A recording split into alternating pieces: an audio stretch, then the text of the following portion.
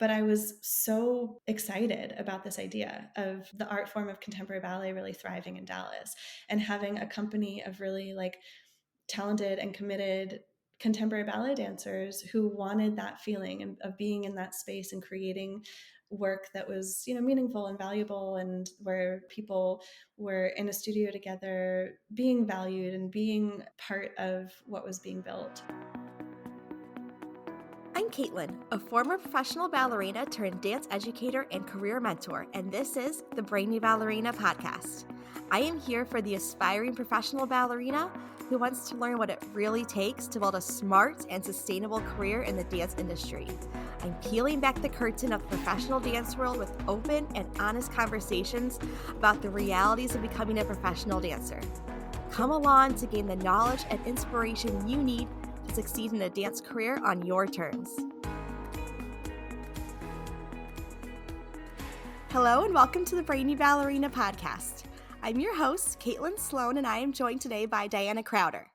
Diana is the artistic director and founder of Pegasus Contemporary Ballet, Dallas's professional contemporary ballet company founded in 2021.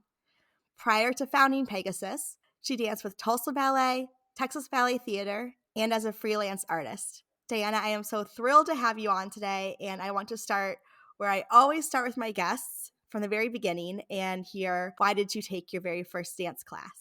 Yeah, well, I'm so excited to be here. Thank you so much.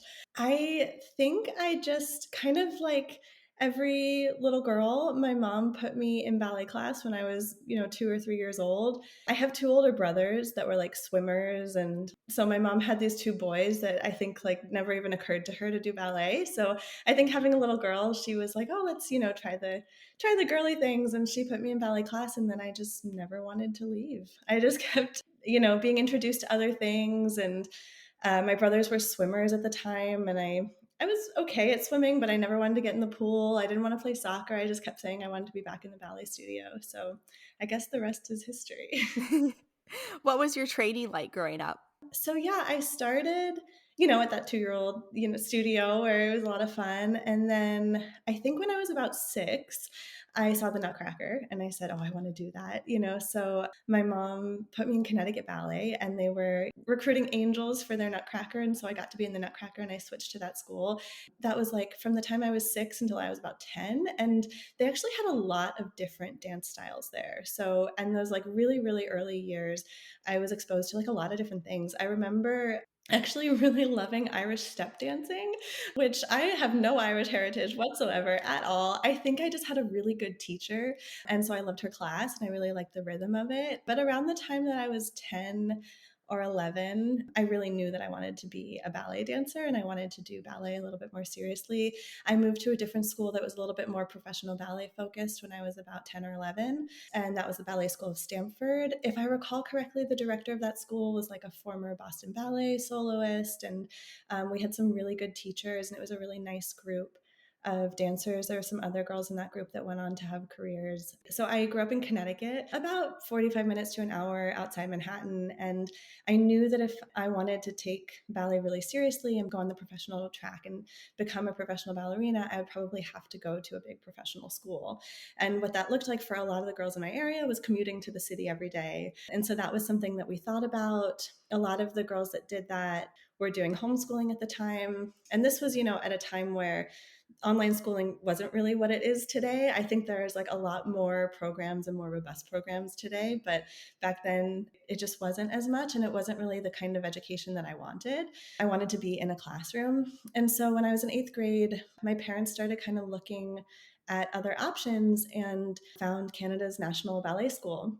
The sort of appeal for that at the time was that it was one institution, which was much more like the European model, where you would go to ballet and you'd go to school and it's one building, it's the same teachers, you're not commuting. When you have exams in school, your ballet teachers know that it's going on. And when you have spring showcase, your academic teachers know that it's happening. All those things were really appealing. And then of course, it's some of the best training in North America.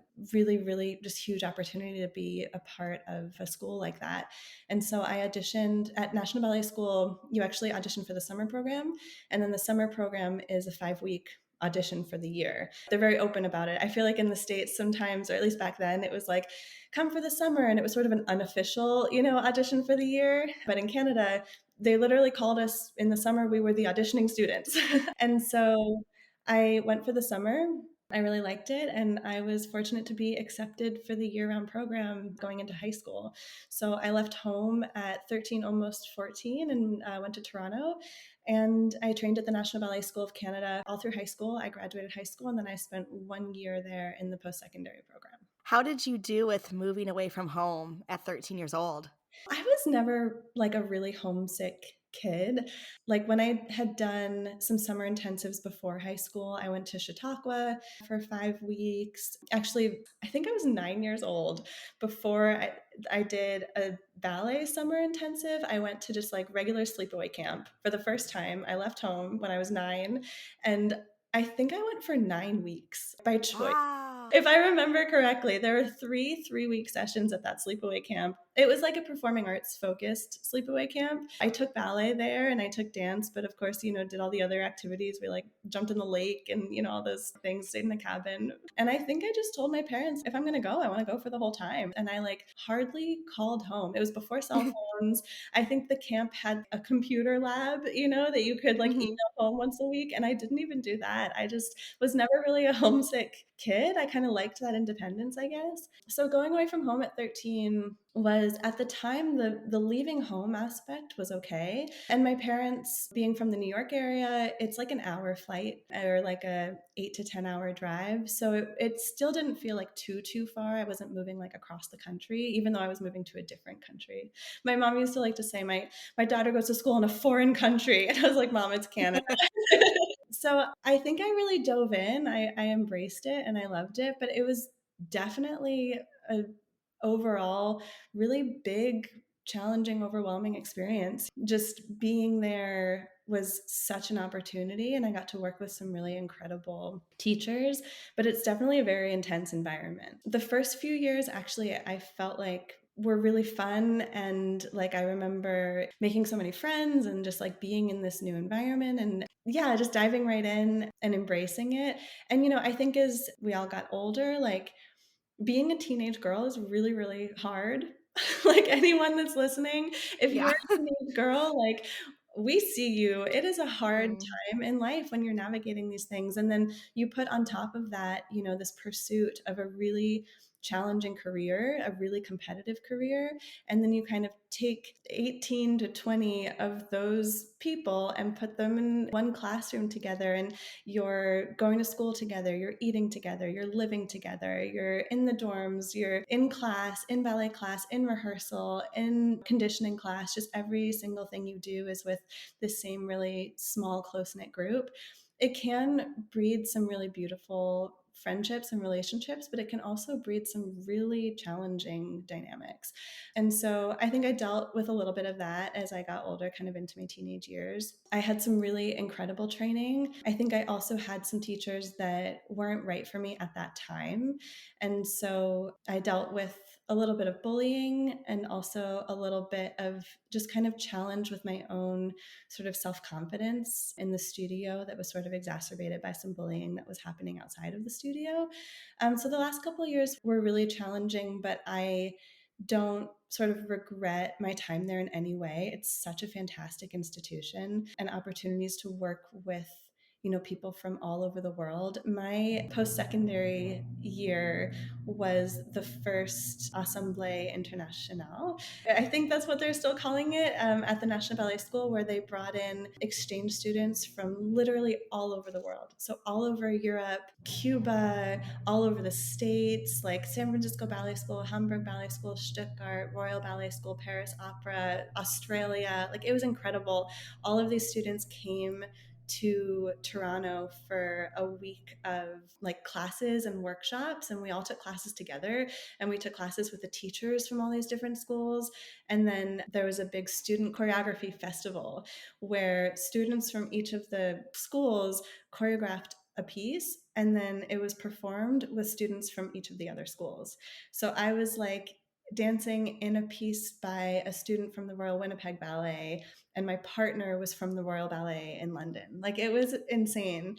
That's really cool. It was a really cool experience. So there are just some, fantastic experiences there. But by the time that I was sort of ready to leave, I also dealt with an injury going into my senior year. So that was a real setback in terms of, again, I think my confidence and just progress in the studio, and also any like casting opportunities that were happening senior year.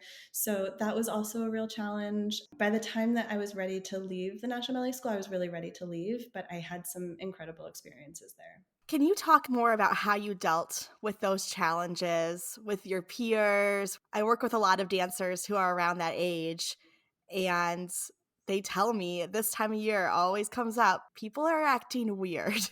Mm. They're in year round programs and they're just like, everyone is getting weird. And I'm like, yeah, you're all young, you're all driven, you're all trying to get a job, and everyone just starts getting a little bit in their heads and they're just doing things that are maybe out of character. And I'm like, weird is the right word for it. I don't even know more eloquent words, but it is just like they're noticing around them the dynamics have just shifted. And Mm. I think that is, like you said, very common for teenagers and a driven profession who are all trying to accomplish the same thing and really feeling like there's a lack of jobs, and they're feeling like this competitive nature of the industry and they're worried. I would just love to hear how you dealt with that, how you would deal with that now looking back even. Yeah, I think that at the time, I didn't deal with it very well, honestly. I think I didn't have the tools. So I think if I was gonna tell somebody looking back, I think exactly what you said. First and foremost, to know that it's normal. Like, you're not crazy. It's not in your head. This is really hard. It's really challenging. And I think having someone just sort of validate that for you is also a really big step. Like, I remember at the time dealing with some of that bullying, and at that age too, you just don't know what's normal and acceptable sometimes. Not that you're stupid or anything, but you're just sort of navigating all these things for the first time. And so I remember telling somebody something that had happened that I thought I was just supposed to accept as normal. And they were like, no, that's really mean. And just having that validation made me realize that I was actually going through something and that it wasn't in my head. So I think, first of all, that this was where being away from my parents was really challenging. We had cell phones at that time. I'm not that old. Just being kind of isolated from them in an environment where if I really wanted to have a conversation with them, like I would go to like a park or something, because you're just in a dorm with all of these people. So I think finding that support system, whether it's your parents or siblings or somebody else, a friend of yours who's maybe a little bit older and has gone through this before. I also think that some of my friendships shifted, and that is also okay, to find other people that you do sort of connect with better, or who you don't have those kind of weird feelings with, finding those people either in your class or in your life, or if it's possible, making friends outside of dance and having other hobbies and things going on, just having a support system so that you can kind of just stay on your track and really focus on who you are and what you're doing, and focusing less about everybody else and how everybody else is treating you and how the dynamics are shifting. It was what I would tell somebody now. But I think first and foremost, to know, like, no, you're not crazy. It happens, and it's really hard and it's really challenging, and all you can do is be true to yourself and Mhm. continue to look for the people who really support you versus the people who suck it out of you. Yes, exactly. I love that. Moving from the National Ballet School of Canada, how was your transition into your first professional job? It was challenging.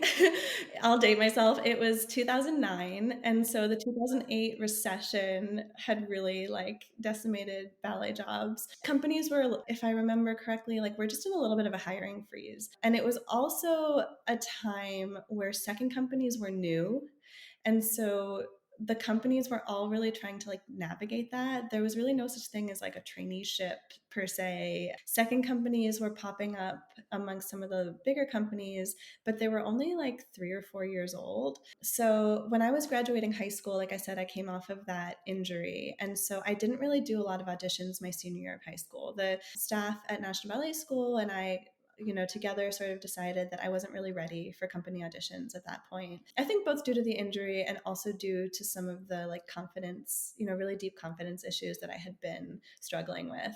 And the National Ballet School had, at the time they called it PSP, I don't know if they still do, but post-secondary program, which is basically just that year of post-high school training where we didn't have to go to school anymore. We didn't have to wear a uniform.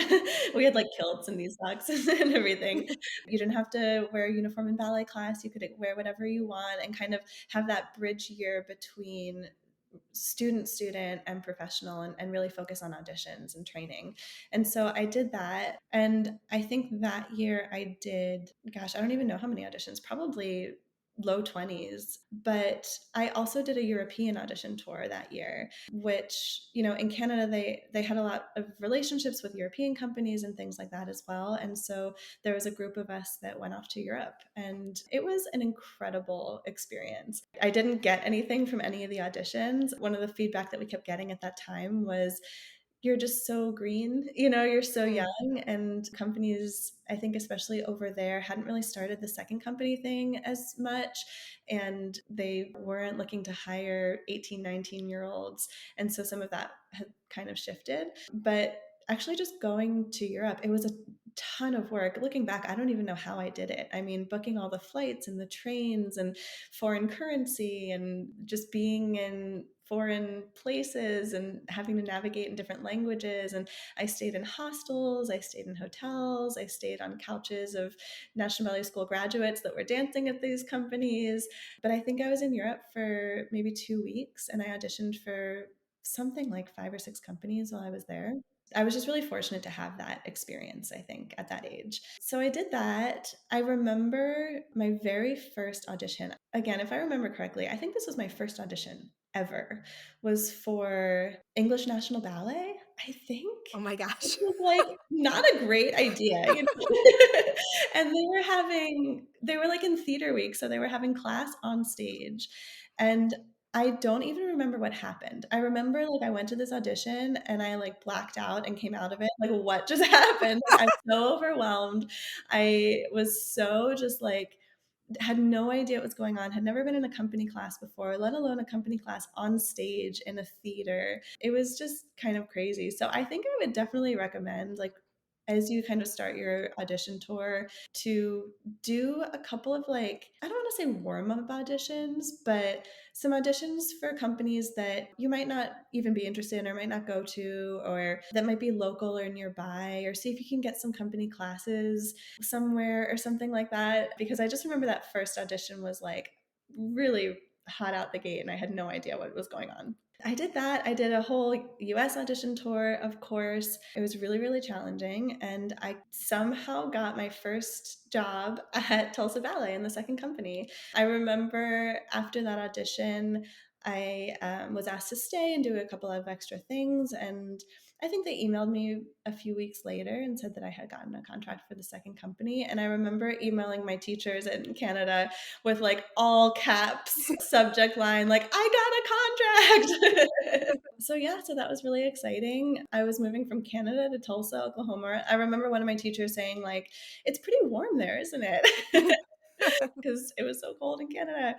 I made that transition and started in the second company. And that was just a really wild ride. I learned so much in those first 2 years. Can you elaborate? Yeah, so Tulsa Ballet is a really like it's a really fantastic company. They have some really incredible dancers and they do amazing rep, kind of like in the middle of Oklahoma. Tulsa's a really interesting city. Like they really support their arts. It's sort of a tight-knit community since it's kind of a small city. It was a really like tough and competitive environment. The second company, we sort of had our own group and we would take company class, I think like 2 or 3 times a week. I was really lucky that when I got there, the company was doing Swan Lake and there was a dancer who was injured. There was like 2 second company members that were in the corps. And then I think I was like third in line or something. And then one girl got injured and I got to go in and do Swan Lake, which was just a really great experience. I had done Swan Lake at the National Ballet School, so I sort of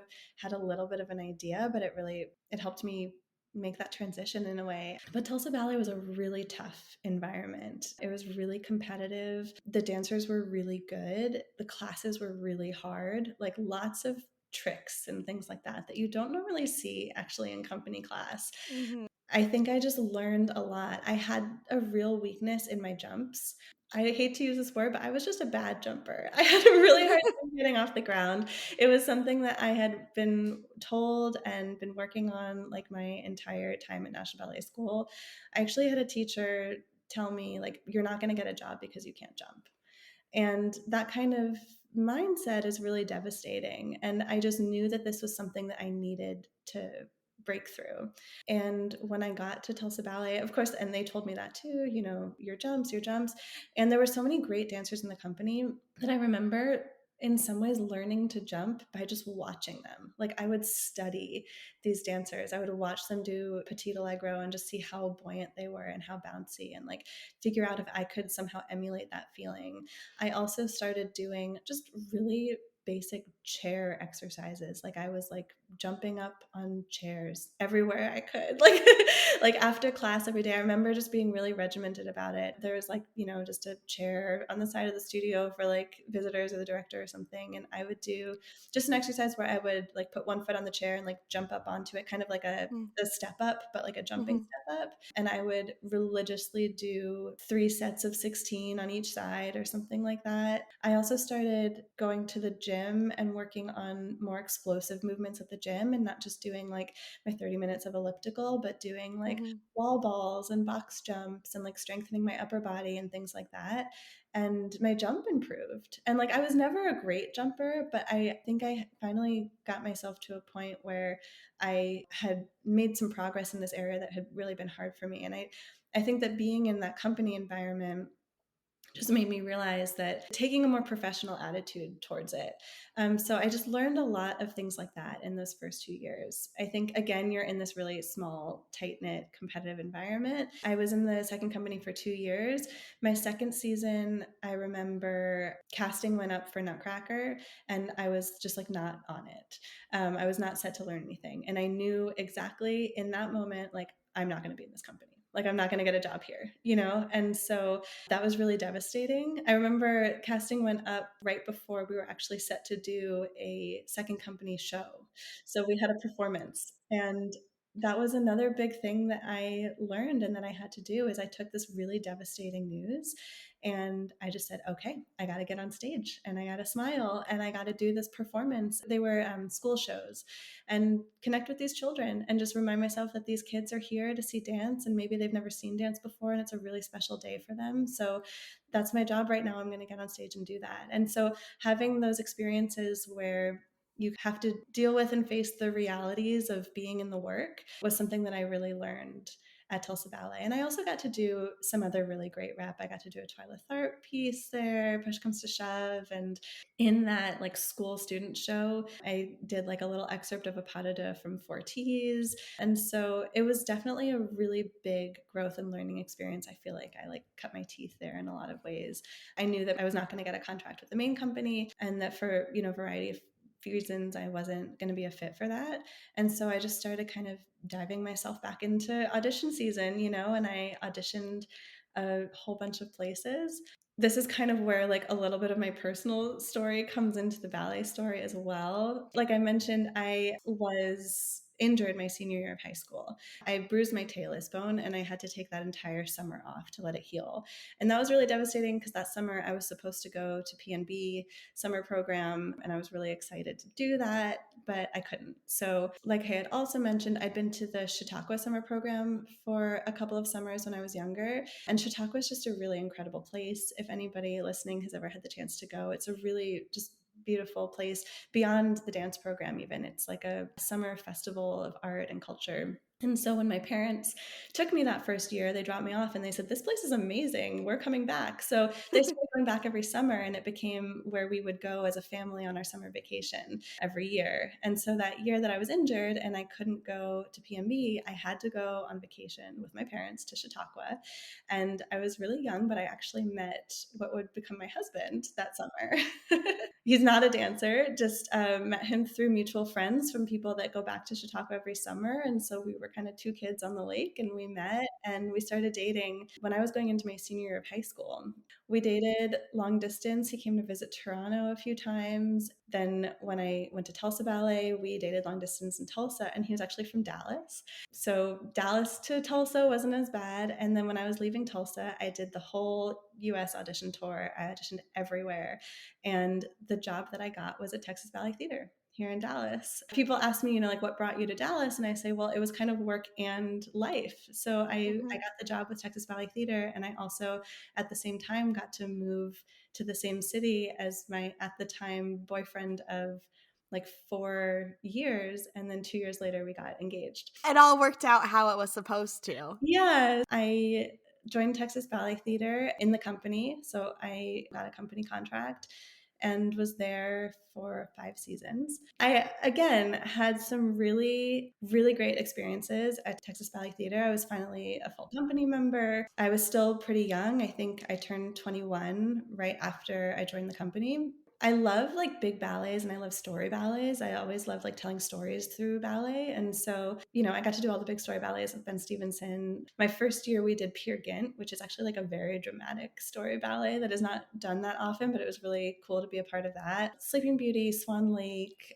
we did some Balanchine Rep. We did a little bit of new work, Cinderella, all the big ballets. When I was going into, what was it? I think it was my fourth season. I'm going to get some of the timeline mixed up because it was so long ago. My second to last season with the company, I had another pretty severe injury. So I feel like my career in some ways, I didn't have a lot of little injuries. I had like some big injuries that like had an Mhm. impact. I was in the Corps. Like I said, got to do some great things. I did feel a little bit stuck at times. I felt like I wasn't really getting a lot of like further opportunities, but it was only my fourth season. And then leading up to the end of that season, I was one of the 8 dancers in the Corps and Rubies, which was really, really fun, and got to be cast in some of the new rep that was being created. I started having this really bad pain in my hip, and it was like leading into my back. And it went undiagnosed for a while because I presented a little bit differently. So I had a torn labrum in my left hip. And Right. oftentimes with the torn labrum, the pain presents in the front of the hip, but I think around 15 to 20% of the time, pain presents in the back of the hip. And so I had that, and the PTs at the company just kind of didn't diagnose it for a while correctly because of that. But I finally had an MRI, and it turned out that I had a pretty big tear in my labrum and I was going to need surgery. And it was just the perfect storm of bad timing. The season that I went out, I actually got married that summer. I went from my honeymoon into the OR. Oh my I, gosh. yeah, I had surgery over the summer, and then I was sort of out the whole beginning of that season. And then I came back like after Nutcracker.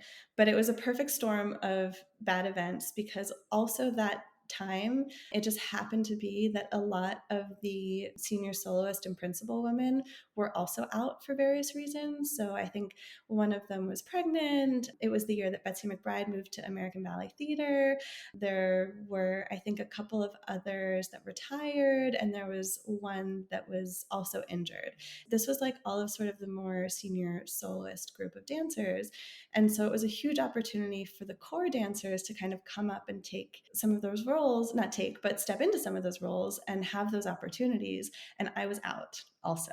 On top of that, it was a year where a lot of the rep that was being done in the spring was actually being rehearsed and set in the fall. And like they never did that, but that season they Mhm. did.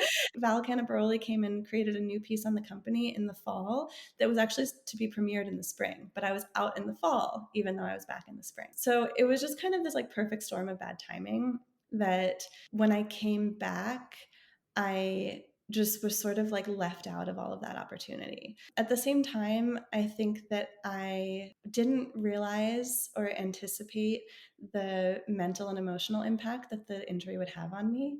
I had never had surgery before. I was, also at this really big place in my life. I had just gotten married, and it felt like this huge part of who I was and who I had always been. Being a dancer is such a part of your identity.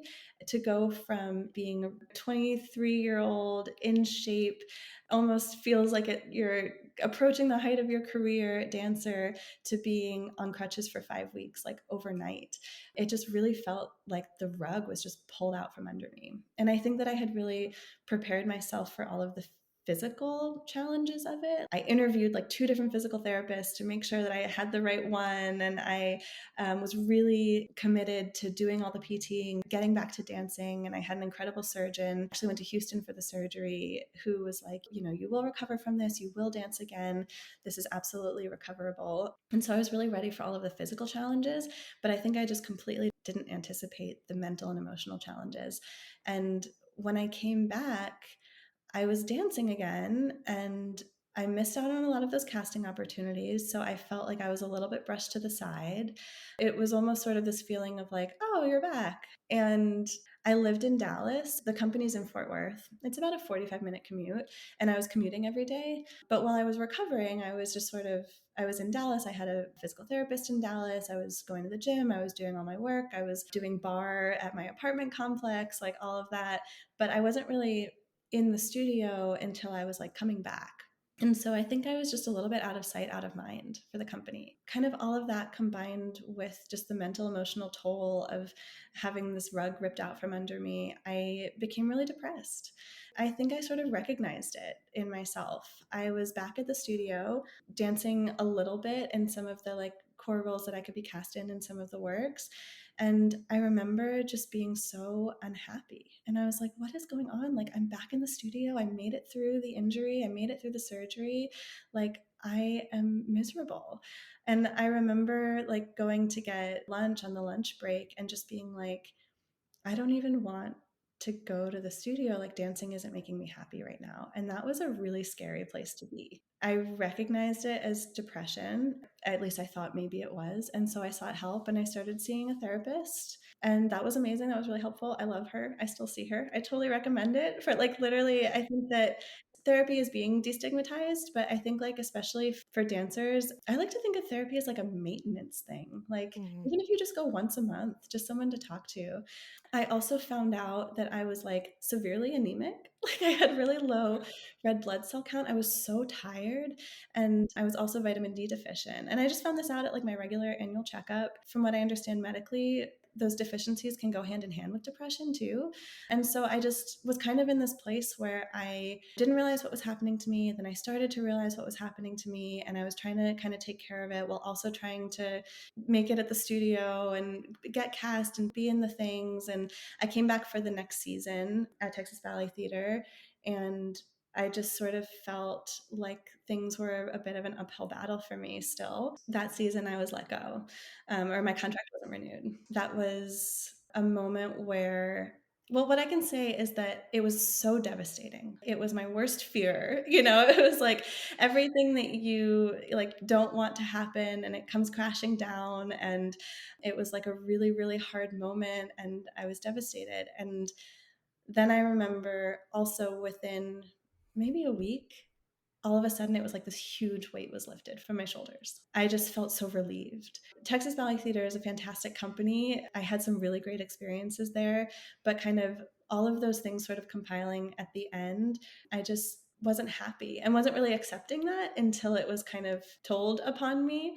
And then that started this whole journey into kind of rediscovering who I was as a dancer and why I want to dance, and led me into that freelance thing.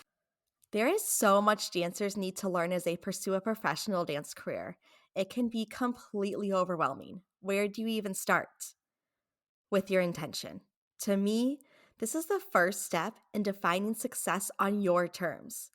Once you have an intention for your career based on your core values, you can begin to hone in on a strategy to make your goals a reality. But without it, you will always feel out of alignment, out of control, and ultimately unfulfilled in your career.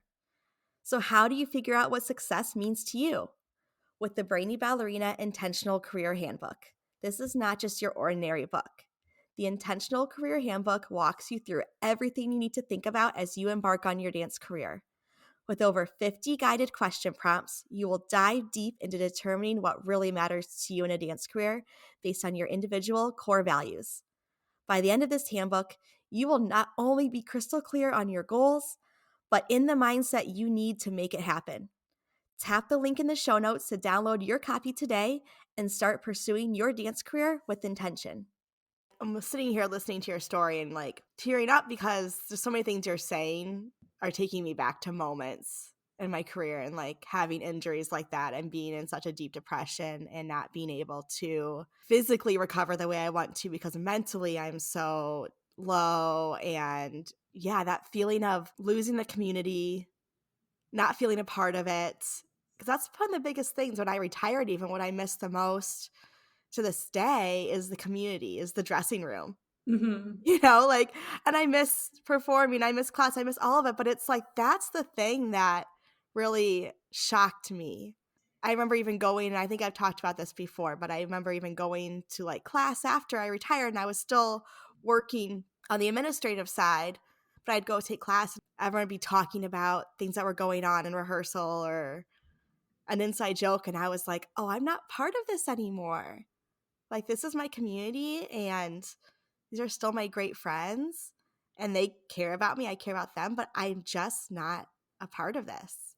That was more jarring than anything else. And I stopped taking class or even going in that part of the environment for a while because it was just too hard emotionally. There's so much that resonates with what you're saying. Yeah, all of that just kind of gets like pulled out from under you when you have an injury or you're out for some reason like that. And it's hard because you can say like surround yourself with a support system, and I really was. Like, I was with my husband, my family was so supportive, my friends were supportive. It's not that I didn't have a support system. I think I just didn't anticipate those changes.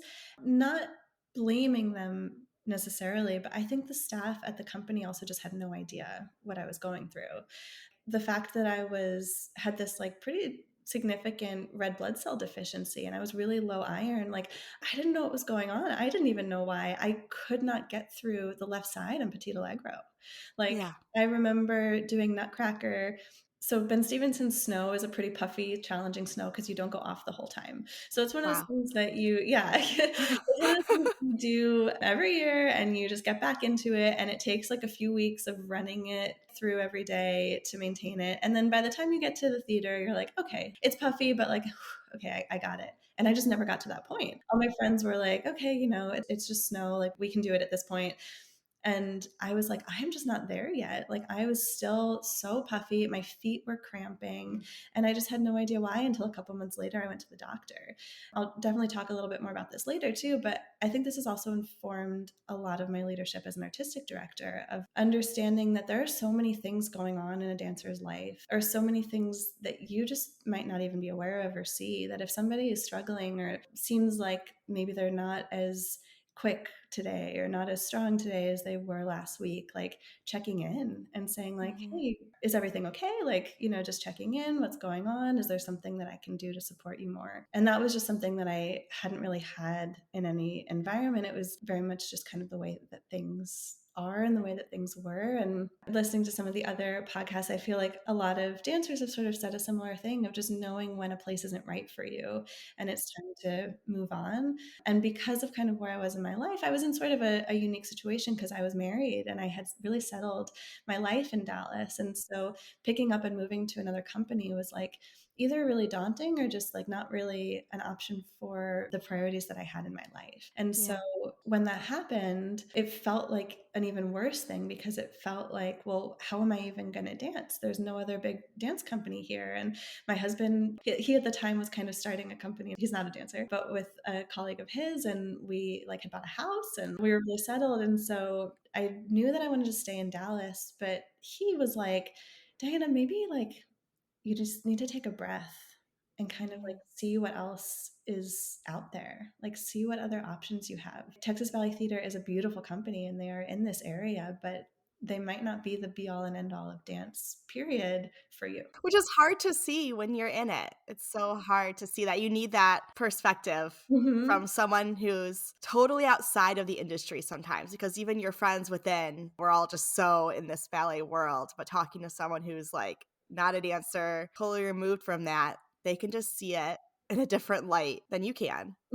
This is something that I think was really powerful for me at that time, coming out of this place where I was like, didn't recognize myself for dance not really making me happy anymore. Like I said, I was talking to a therapist, and she also just had some great perspectives because I remember there was one piece that I was cast in second cast, and I was like really devastated by this because all of my other peers, it felt like in the company who had kind of been there around the same length of time as me, were in the first cast. And I was like devastated by this. And I was telling her about it. And she was like, wait, but you're going to perform the ballet, right? And I was like, well, yeah, but I'm in the second cast. And she was like, so? She was like, that doesn't make any sense. You're going to do it on stage for an audience? And I was like, yeah. And she was like, okay, so why don't you do that?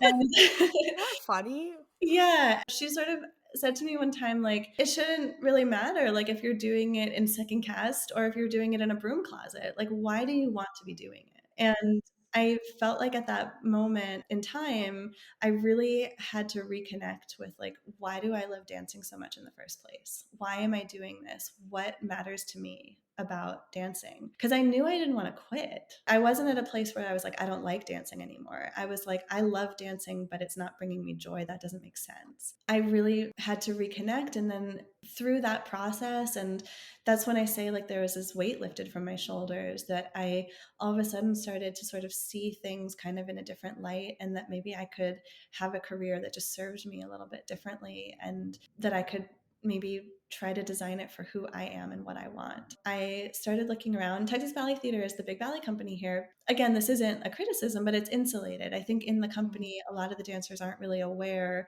of some of the other dance that might be happening in the city because we're so focused on, making the work that we do. Mm. And so I started to kind of look into what other dance opportunities or options there were in Dallas. And I actually found a lot was going on here. This was 2017. So what I started to do is just I dove headfirst into finding freelance opportunities, small companies that were doing things here in Dallas. I also really pursued trying to find short-term contracts that maybe I would travel for, but that, wouldn't have me like moving or leaving, but like guestings maybe in other cities or things like that. And I just like dove headfirst into it with this like completely new, reinvigorated energy of like, I am going to make a career. I'm not going to stop. I'm not going to move cities, but I'm going to keep dancing. And that became a really exciting thing for me, actually. Dallas, Texas isn't like a hub of freelance dancing. Like it's not New York or LA, but there were some little companies here that were sort of like bubbling under the surface that were doing some interesting projects here and there. And there were two of them at the time. It was Dallas Neoclassical Ballet and Ballet Dallas. I joined those two, and I did some guestings for some schools in the area. I did some guesting for a company here called Avant Chamber Ballet. I started taking class every day at like the open class studio and just like met a lot of people through that and teachers through that. I kind of like had this, I think, sort of like big headed goal. And like looking back, it sort of seems a little bit big headed, but I think it was also necessary to like go after it in the way that I wanted. But I was like, I want to be like the go to freelance ballerina in Dallas. Yeah, so I did that. And I kind of dove first into this freelance career. I also got an opportunity in Seattle with Arc Dance that had like an 8 to 10 week summer season. And I got that opportunity right away. And so that was lined up like my first summer. That was just such an incredible opportunity and such an amazing experience. It's a really cool like summer season company. I think it was 10 weeks. My brother lived in Seattle, so I got to go out and I lived with my brother. I was like, hey, I'm moving in, spend time with him and my sister-in-law. This is before they had kids too, and spend 10 weeks in Seattle, which was like tough with me and my husband, but it was something that he was really supportive of me building this career. And it's a very mixed rep company. So we got to do like all kinds of different things. And there were dancers from kind of all over the country. There were several dancers from Boise, Idaho, from Ballet, Idaho, that came to do this for the summer. And I just kind of felt like, oh, I've like found my people a little bit more. Some of the work was creation based. So I got to be in sort of a small group of dancers that were having work created on us. And so we each had like a little bit more of a voice. It felt in some ways for the first time like I was really valued for what I brought to the table. Like I was picked to be there, and it was only a 10-person company. So everybody was there for a reason and there because they were contributing something. And that was an Mhm. incredible feeling. And I think just kind of being in some of those small companies, that's how it felt as a freelancer, that you're like, I'm in this contract because they picked me to be here. And so therefore I have something to contribute. And Mhm. in that, I felt like there was so much space to grow and to say, okay, what do I have to contribute actually? How can I take this? How can I take everything that I've learned and like be an artist with it and bring more to it? Or it wasn't sort of trying to fit into the mold, for lack of better way of putting it, because I don't think in a big company you're always fitting into a mold, but there is a little bit of, there's a casting hierarchy and there's this and there's that, and all of a sudden all of that goes away. I just found that to be a really incredible experience. I love that. And I think it's so true because in a larger company, I mean, there's just more people, there's more core work, there's more of we have to dance the same in these parts. It feels like there's less time, like you're trying to get everyone together. Whereas in a smaller company, I felt also that I had more freedom and also that you're going in as a soloist. Everyone has to have that level of performance quality right away because you're going to be dancing alone, you're going to be dancing in small groups. I brought out confidence in me that I didn't have before because it was like, okay, yeah,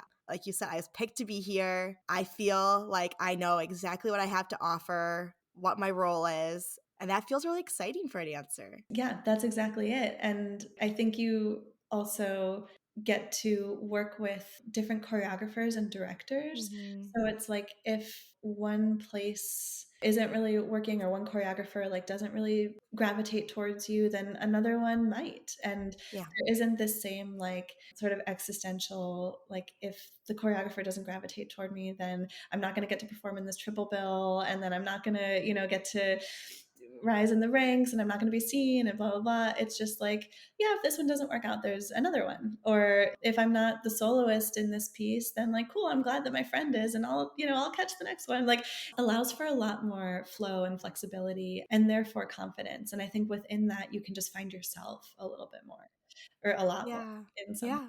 And so, yeah, I also think that in that time I got to work with teachers who were really incredible and influential on me.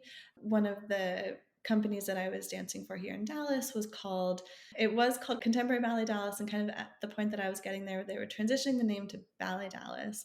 That's somewhere that I got to, do some more of these like featured roles and be in just a smaller group where we were all kind of seen. It was at that point that Carter Alexander, who I think some of your other guests have talked about, he's an incredible teacher that has just touched the lives of so many dancers across this country. He's here in Dallas. I met him there, and he choreographed on that company, and he featured me in his work and was just such an incredible teacher. And so I met him there, and he became kind of a teacher and mentor of mine through some of those years.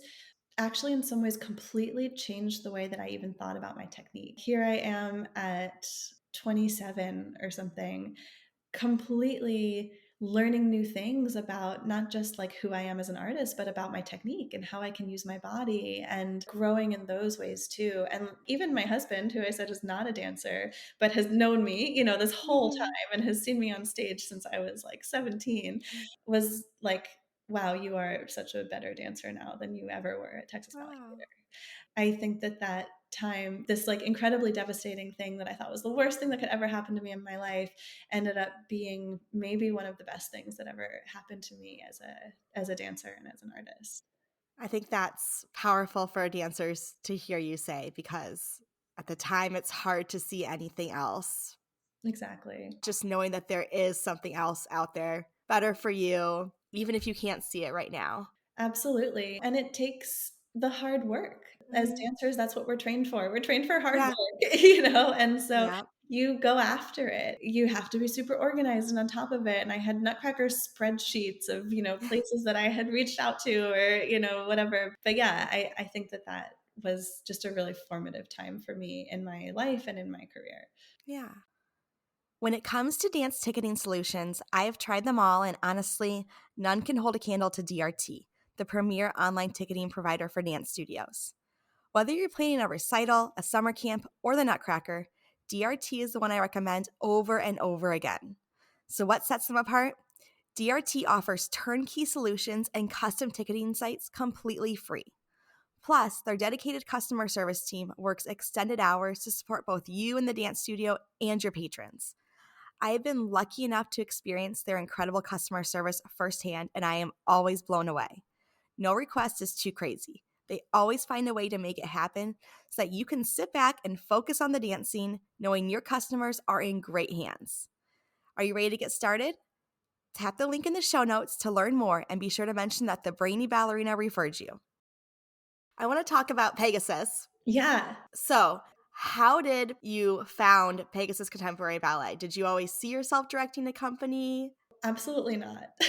I never sort of like had a dream or a goal to be an artistic director. So kind of picking up from where I left off with my story, I was dancing for, these small companies that were doing a lot of different things. And I should say too, like not all of it was fantastic. I think that that's Mm, another thing to know about freelance life and time, and especially that transition, is I was just grabbing on to every opportunity that came my way. I was just like being super open.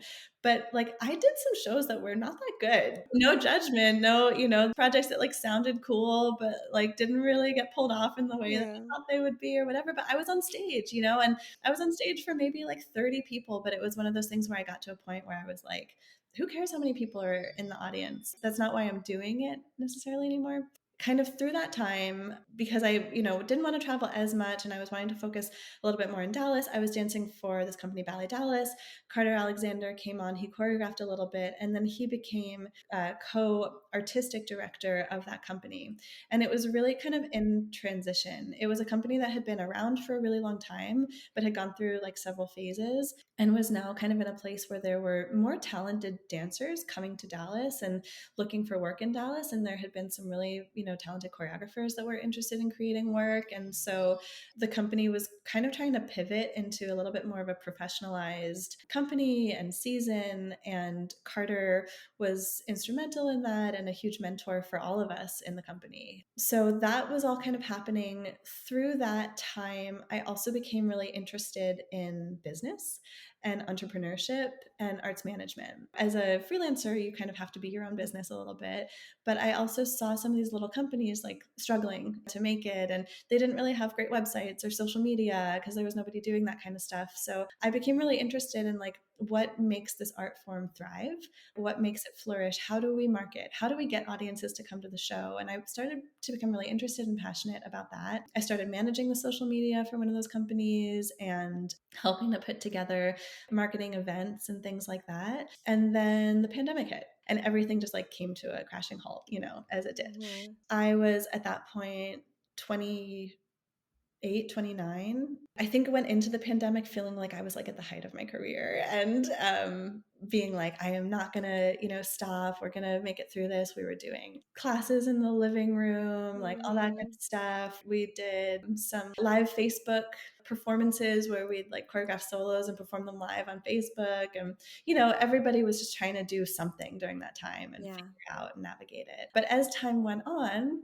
and on and on and on, a year and a half later, I was like, my back really hurts from jumping and trying to like, take mini classes in my living room. It just kind of got to a point where it was a little bit unsustainable.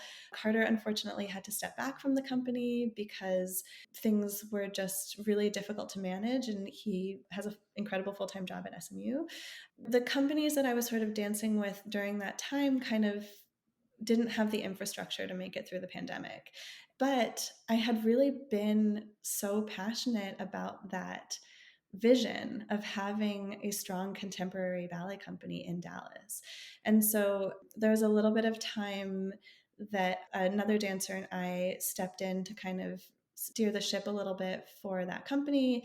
We partnered with a school and did a Nutcracker. We produced a little like Nutcracker film that we made around Dallas. I did sort of all the like site procurement for that and kind of like acted a little bit as like the executive director. I was sort of interim executive director, trying to keep things going and make budgets and seeing how we could get things organized and marketed. And I was calling, sites that we wanted to film and pitching the idea and trying to get sponsorships and stuff like that. And eventually it kind of became clear that, again, the infrastructure wasn't really there for that company to move forward.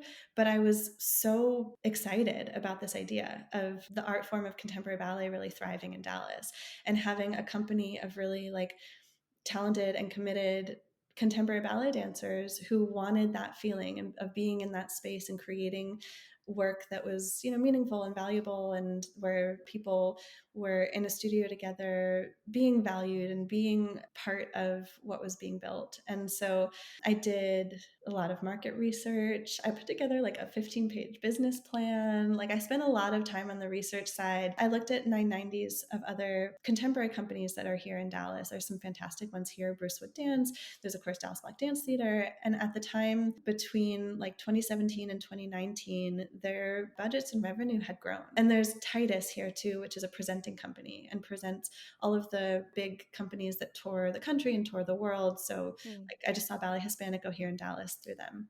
They had all grown before the pandemic. And so I saw that audiences in Dallas, there was a hunger for innovative dance, but there was nobody creating here in Dallas in the contemporary ballet space specifically. There was no contemporary ballet company that was solely focused on that genre. And that was what I was really passionate about. And I really dove headfirst into the executive director side of things. And I incorporated the company. I filed for a 501c3, and that was the birth of Pegasus Contemporary Ballet in a very small nutshell. We talk so much about your experiences in the studio with different companies. And so I'm curious, what type of environment are you aiming to create for your dancers in the company? My time as a dancer does inform how I think as an artistic director. I really started the company with this desire to create an environment where dancers really feel supported and happy and where they can thrive. It sounds sort of cliche and simple, but I just really strongly believe that unhappy dancers don't make good art. And especially in a contemporary ballet company, we're very creation based. So we are creating all the time, and creation takes an incredible amount of vulnerability. I also have seen so consistently throughout my time as a dancer in my career that the most successful dancers are the ones that have opportunity and are supported. You don't become a better dancer by sitting on the sidelines or by not learning the variation or, by not getting cast. And I just saw over and over the dancers that would get cast in soloist roles and principal roles were the ones that obviously became better dancers because they had the opportunity and the experience. And you have to be able to mess up and make mistakes. You have to have bad shows. You have to have bad rehearsals in order to become better at what you're doing. That was something that I just kind of felt when I was a dancer. Like if I wasn't cast in something, or if I wasn't cast to even understudy it or learn it, I was like, well, I guess I'll just go to the gym. But I'm not becoming a better dancer on the elliptical. I'm becoming a better dancer if I'm in the back of that studio working on the turning sequence that I'm struggling with. I believe really strongly in that. I think a lot is lost in communication between dancers and staff and dancers and directors. I also really believe in transparency. I will tell my dancers everything that I can. Of course, there are some things that don't involve them, and so it's not like something that I want them to be thinking about or concerned about. Like I always tell them, you can look at our budget if you want to. I was like, it's not your job though. You don't have to concern yourself with it. But if you're ever curious, like how much are we spending on XYZ? Like I'll tell you. I think that there's so much that can be just so much tension that can be eliminated just with open communication. And so that's something I also really try to maintain. Like if there's an issue or a problem, I think the worst thing that it can do is fester. We always tell the dancers, like, if there's anything going on, like, please just come to us and talk to us about it. And our rehearsal director, Allison Schuster, is also incredible. And we're just like really in step on both of these things. And we've had some tough conversations with the dancers where they'll bring something to us and we're like, okay, like we hear you. And sometimes we're like, that is totally reasonable. Let us see what we can do. And we make a change and we change it. And sometimes we're like, look, we totally understand. We're not able to make that change, but here are the reasons why. And then hopefully you can understand where we're coming from. And that works. Of course, I'm running a company of 5 to 6 dancers, so I can't pretend to know what it's like to run a company of 40 dancers, but I do think that at scale, these kinds of leadership models work. Another thing that I did when I started the company is I like binged Brené Brown's podcast Dare to Lead. Just found it so inspirational, and she has like incredible people on there from all different fields, from like sports coaches to tech entrepreneurs to, I think Barack Obama was on an episode. Like, just hearing leadership strategies and Brene Brown's vulnerability research and how that kind of works in leadership is just, I think, really, really important. So I tell the dancers, like, you can come to us with anything. We can't always guarantee that we're going to make a change, but we can at least have a conversation about it. And that makes a huge difference for a dancer because at least you know your voice is being heard, because that's what people want, is Exactly. to feel heard and to feel understood and to have a reason for why things are the way they are. And potentially, maybe there's something that they bring that they have an idea. One piece of advice that I heard was, if you're going to bring an issue to a leader, come with a solution. Yeah. Come with some ideas, come with some possible solutions for how either you could help with this, what could be done. And again, it might not actually work in the entire infrastructure of the company. There's things that as dancers you don't know about. There are things that, like you said earlier, they don't need to be worrying about, right? They need to be able to focus on their work. That's your job to worry about those things for them so that they can do their best dancing. However, just having that ability to have a conversation, bring ideas to the table, and feel like your ideas are listened to makes a huge difference in workplace morale. Absolutely. I think that that's really true.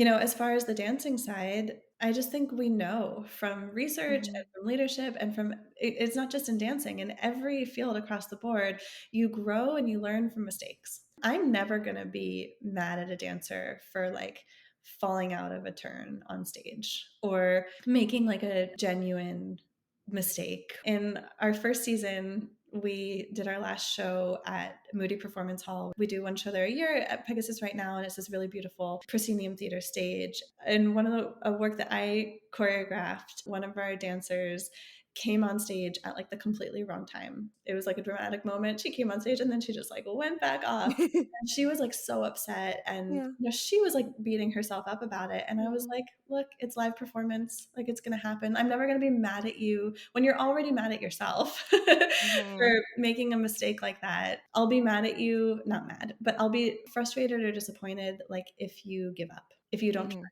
if you make a mistake that was made out of sort of like negligence or because you like just weren't paying attention, you weren't giving it your Mhm. all. But I'm never going to be mad because you fall out of a turn or you come on at the wrong time, which you've literally never done before in rehearsal because you just had the nerves of performance.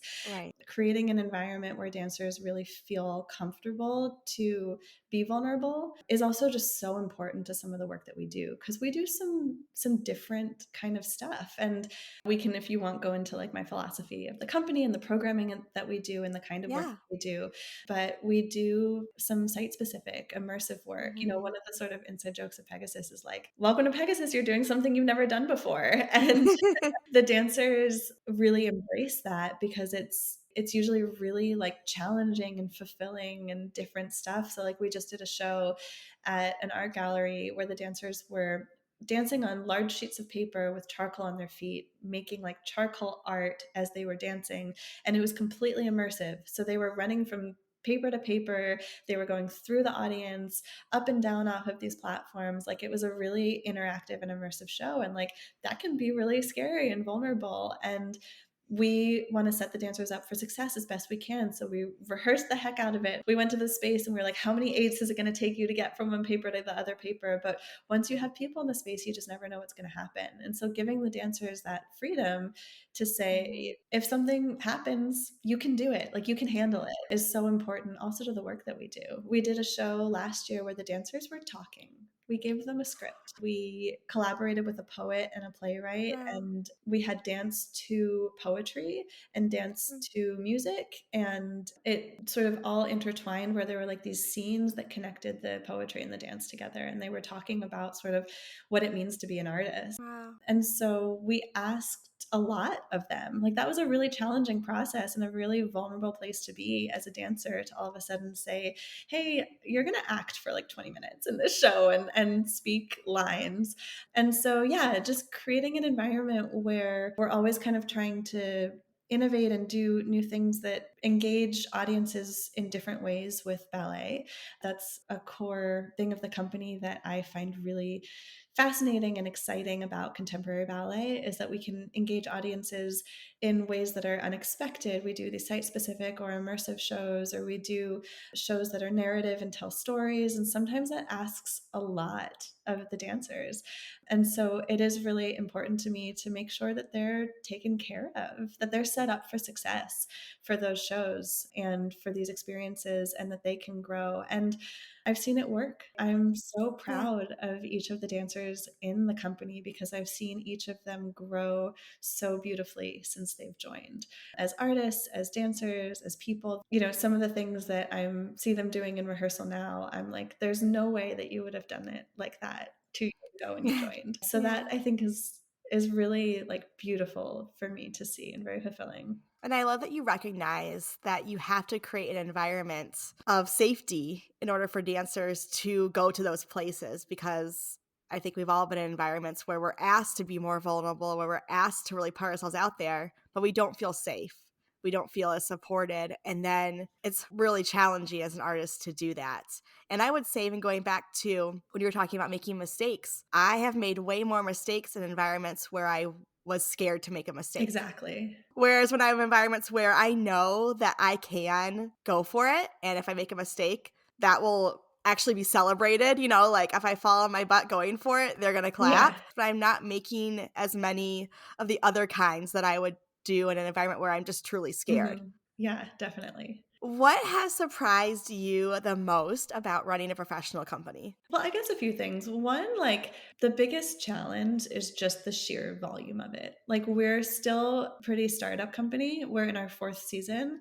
And so I'm just still wearing so many hats and working really, really hard to get this company from this sort of startup seed idea, where it's like we've now done some incredible shows. Like it's grant season, so I can tell you the stats because I've been writing about them. Mhm. But Yeah. since we started in 2021, so 3.5 years, we've commissioned 20 new works of choreography. 11 of those were Wow. interdisciplinary collaborations. Something like 6 or 7 of them had original scores, and we've done 2 full evening Wow. length works.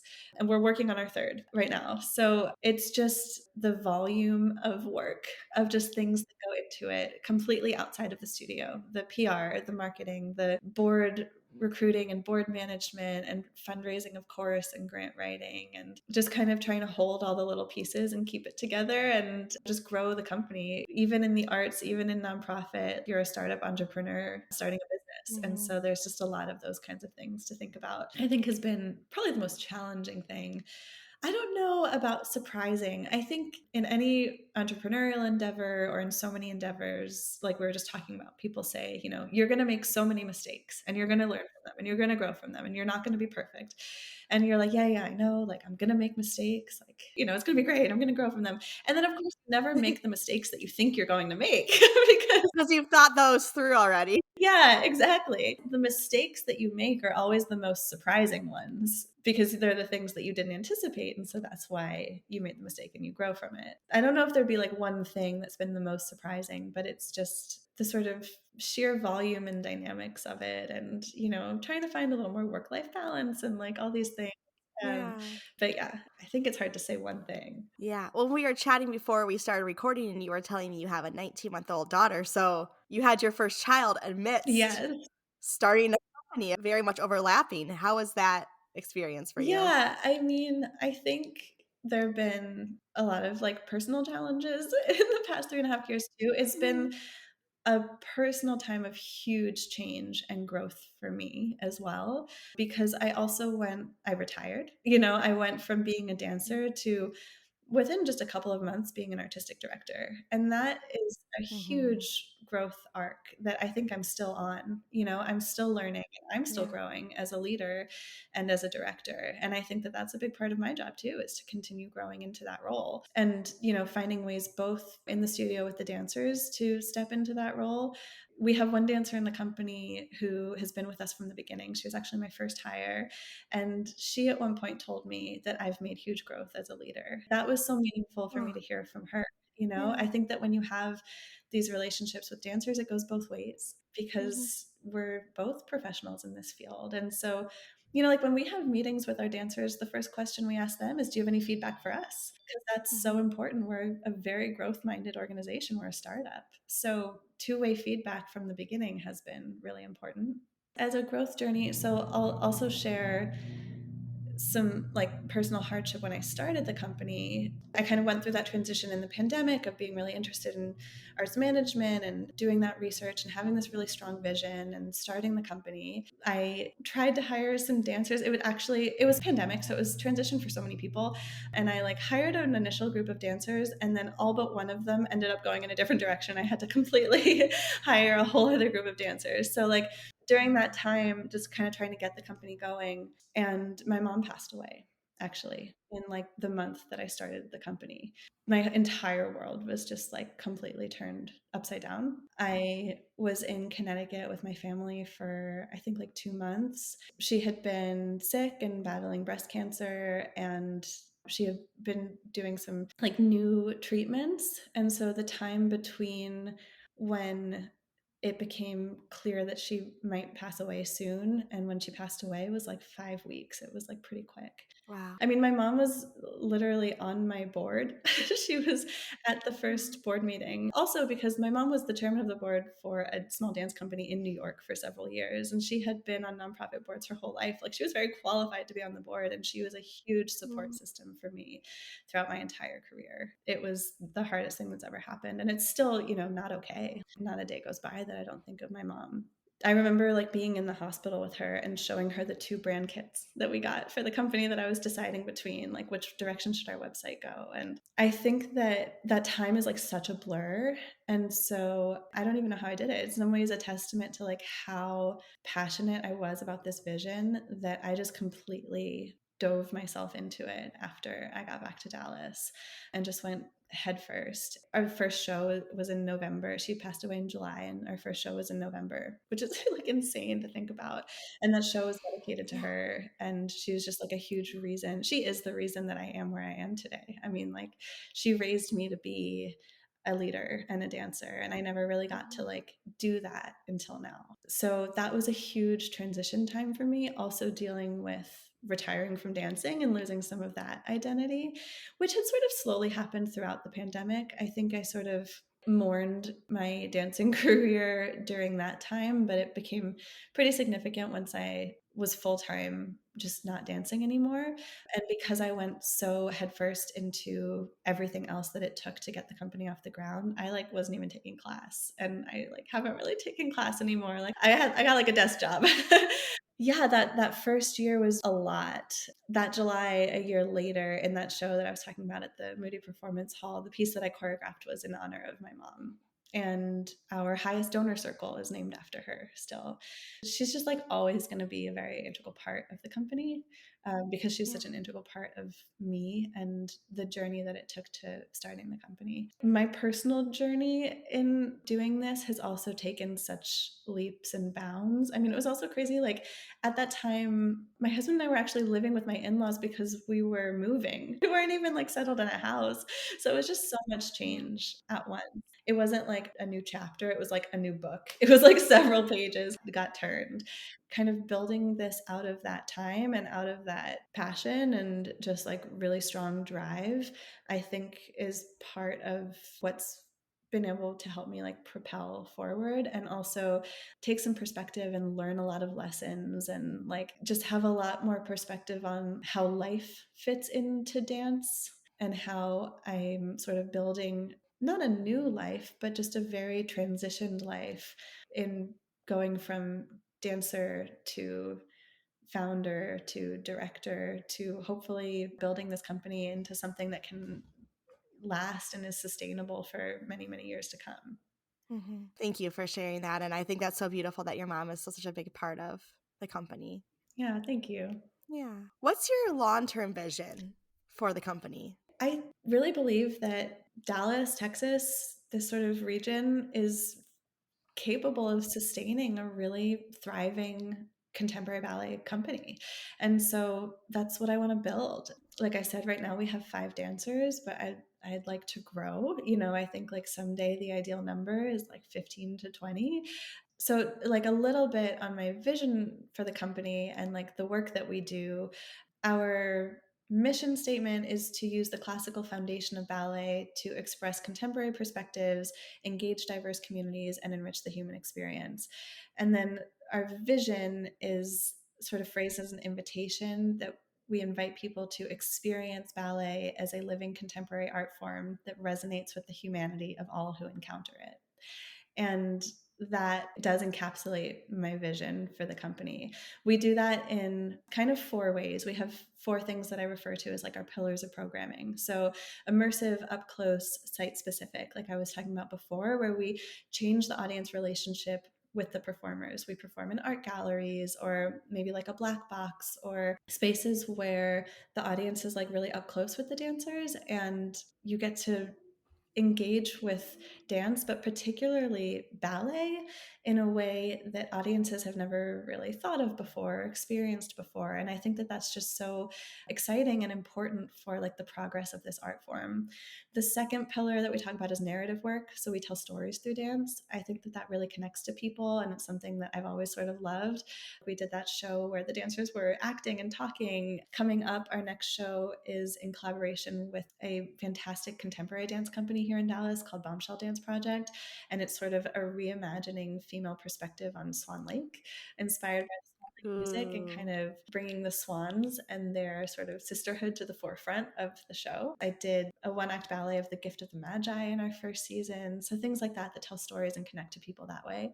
And then the third pillar of programming is innovative work. So lights, camera, action, exciting voices in contemporary ballet. We want to bring in choreographers.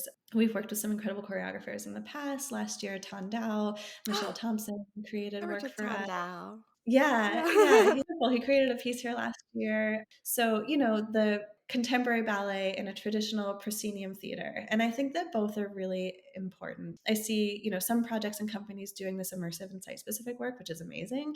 And then some companies do these, they perform in the proscenium theater and they do this exciting, like, wow, engaging ballets. And I sort of feel like for Pegasus, both are Mhm, really important. And why choose? I think that we have been building seasons where we've done both in a season, and it provides a lot of variety for the mhm, dancers. Every show is a slightly different experience, and it also provides a lot of variety and excitement for our audiences. And then the sort of fourth pillar is collaboration. So we do a lot of interdisciplinary work. We worked with a poet and a playwright. We've worked with visual artists. We did a show in an art gallery where the artist painted the dancers' costumes. And then we do this show called Synergy, which we've done now twice. And we're building it as for lack of a better word, like flagship production that we do.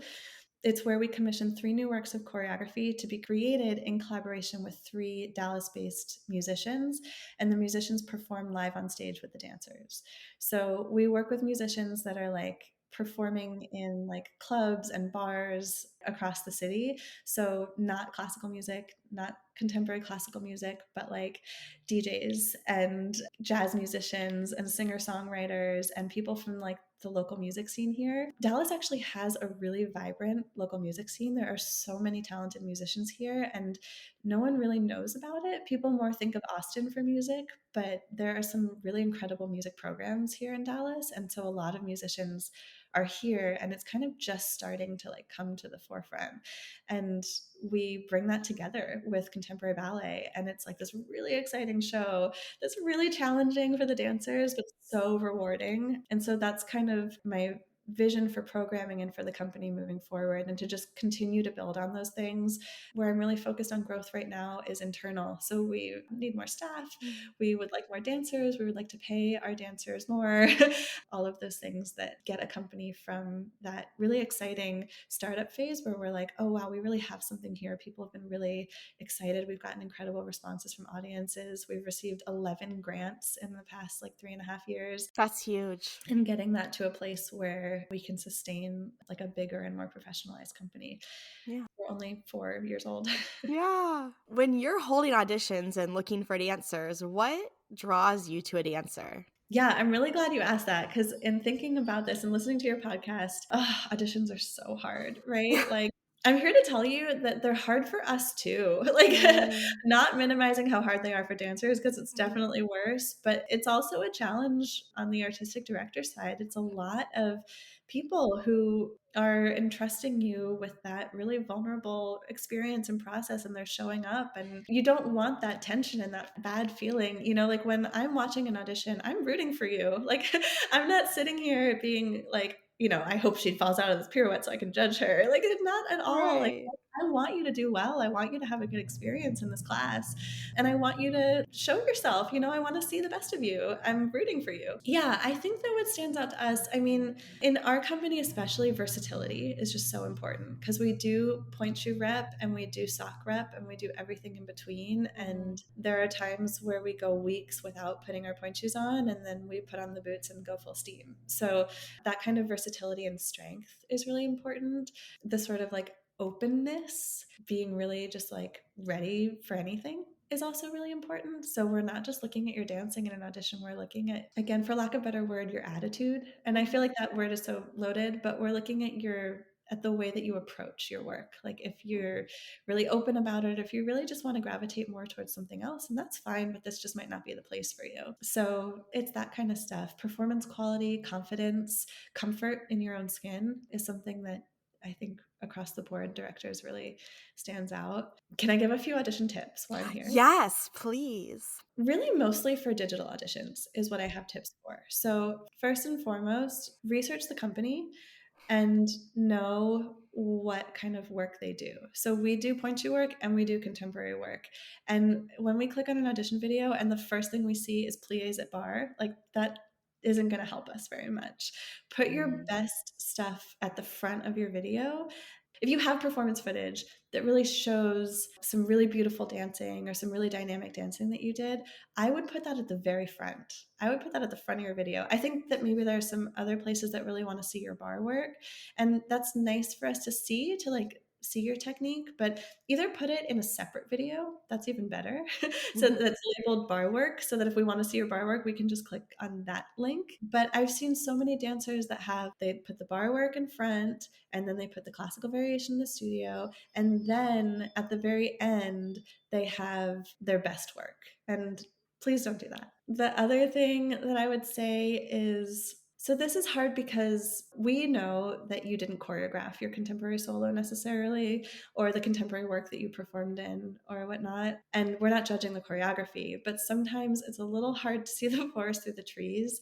And I have seen so many contemporary solos or contemporary works that haven't had edited out moments of like lying on the floor. Floor work, like dancing floor work, is super valuable. So include that. But I can't tell you how many times I've seen a dancer that's like rolling on the floor or is on the floor for like 8 counts. And it's like, we want to see you move.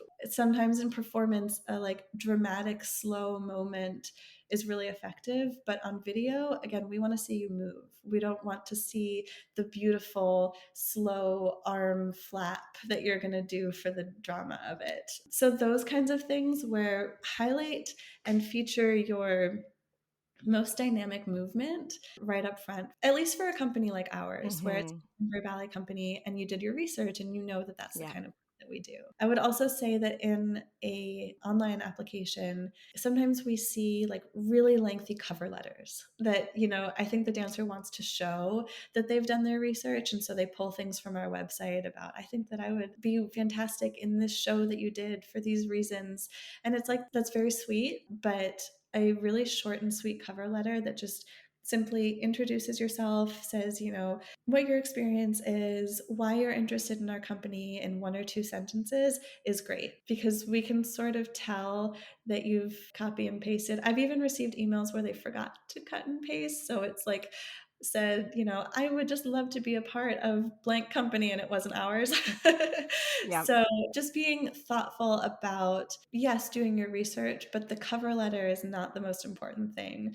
We just want to get a sense of who you are and we want to see your best dancing first. Okay, that's actually very interesting because I do coach dancers to tell a bit of a story in their cover letter because I feel like a lot of times it's helpful to hear that human side of them and kind of like, but I definitely agree that you can tell when it's a form letter versus a genuine letter. So, do you feel like getting something that you feel is really genuine is helpful, or do you still just like don't put that in there?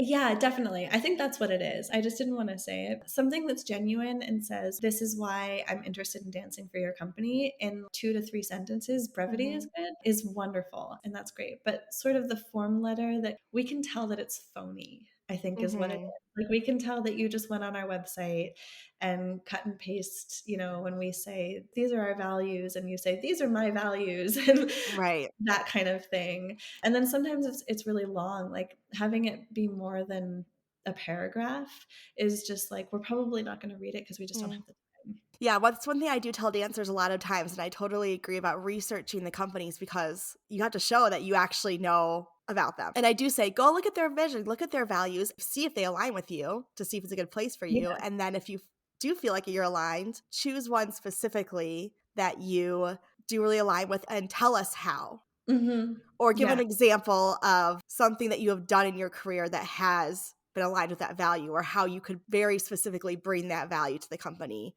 as Yeah. opposed to, like you said, just copy and pasting the vision and saying, "This is my exact Yeah. vision." It's like, well, we can tell you just did that. So I like that you're saying that. And I am kind of like getting my wheels turning. Okay, maybe we need to pare down some of the things that I'm having dancers send because maybe it's too much. But going back and always just making sure it's that genuine voice and not just like checking the box, right? Yeah. It also will really depend on the company. And I Mm, think that that exercise too of going through, doing the research, looking at the values, and really understanding and articulating why your values align with those is really good because you might get an interview and then you right. can speak to those things in your interview. So that's something that we do with all of our dancers. I actually think it's sort of insane that we hire dancers in this industry without interviewing them. It's Yeah. like, yeah, we just saw your body and your abilities. Come move across the country and be a part of this group that doesn't know you at all and you don't know us, but we'll figure it out. Like, Right. especially in a company that's so small like Hmm. ours, it's really important that we get to know you and who you are. And we're not just hiring a complete stranger to be a part of this really intimate environment. And I can only speak to my experience, but also, especially for us, to do that research. And then if you do get an interview, I would love to hear about that. I would love to hear how you went on the website and saw our values and they resonated with you. That kind of thing, like, genuinely does move me. Like, I'm still just honored that people want to be a part of what we're doing. So, with everybody that emails us, I'm like, thank you for your interest in Pegasus Contemporary Ballet. We're all here, like, creating art and creating life together. So, thank you for wanting to do that with us, is still, I think, a really important thing. Can I also just plug that we are having auditions? Yes, please. We are doing a New York audition for the first time this year on March 29th. So we would love to see anybody there. And you can find the details on our website or on our Instagram. Okay. And then you also accept video auditions? We do. If you can't make it to either of those Okay. auditions, you can email us at auditions@pegasusballet.org. Okay. Such great advice. And I love that you're giving that specific advice for your company. And I think that that's so important for dancers, again, just to do your research. I know everyone wants a job and you're trying so hard and you just want to like play the numbers game. And that is part of it. But it's also like the best auditions I had and the ones where I got the jobs were the ones where I was like, I align with this company. I want to do this rep. I feel something when I'm here, when I watch their YouTube videos or whatever. Like, those are the jobs I got because they could tell that I genuinely was passionate about it, and we can tell. Yeah, definitely. Okay, last question. What advice would you give to aspiring dancers who are pursuing a career? I love that you asked this of all of your guests. I've been thinking about it. And like a couple of things come to mind. I think a big one, I was thinking about it again this morning, is that I think there's this aspect of being a dancer that is kind of two sides of the same coin. And that is, on the one hand, you have to take responsibility for yourself. You have to be really responsible. We all know that you have to work so hard. You have to have the drive. If you don't have the drive, you know by now, if you're listening to this podcast, like, you should be doing something else if you can think of anything else to Yeah. do. Especially when you become a professional dancer, there really is this transition from being a student to being a professional where you have to take that responsibility. And if something isn't going the way that you hoped or the way that you want, it's like, okay, do I need to do these extra PT exercises? Do I need to adjust my sleep habits? Do I need to show up for myself better in class? And all of those things. And I think we all kind of know that, but having that drive, I think it's really also easy though to get to a place where you sort of get into a spiral where it's either like, I am just the worst. They hate me. Like, I'm exaggerating, but my casting isn't good because I'm just such a horrible dancer. And then you're doing those PT exercises out of beating yourself up, Mm-hmm. and you're going to the gym out of punishment. That's not a good place to be. At the same time, on the other side of the coin, it's also really easy to be upset and angry and say, well, I'm doing everything I can. What's wrong with them? Why aren't they doing this for me? Or why aren't they doing that for me? And that's where it comes in, where you have to check in with yourself. Am I really honestly showing up for myself? Am I really doing the things that I know I need to do to set myself up for success?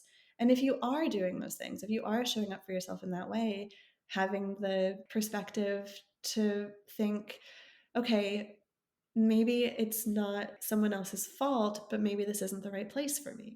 It's a balance. It's like a constant balancing act of figuring out who you are and being really like honest and true with yourself.